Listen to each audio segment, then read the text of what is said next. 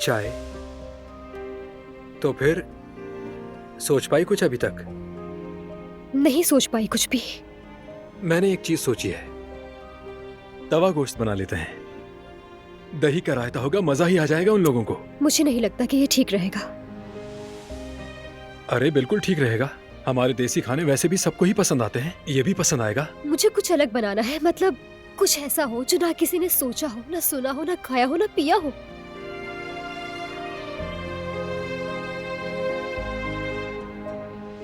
मिल गया। वाकई में? बताओ।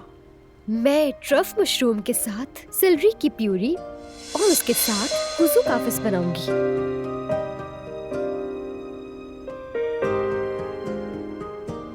ये क्या चीज है? तुम कोई आसान सा खाना नहीं सोच सकती? यार हारून, मुश्किल ही तो होना चाहिए ना, तभी तो सबको अलग लगेगा, है ना? मैं मुश्किल का नहीं, सामान के लिए कह रहा हूँ। पूरे शहर में ये सामान मिलना मुश्किल है, और फिर वो मशरूम कहाँ से लाओगी तुम? हारून, बड़ी मुश्किल से एक चीज तय हुई है, अब सामान भी मिल ही जाएगा ना। तुम फिक्र मत करो, कहीं ना कहीं से हो जाएगा।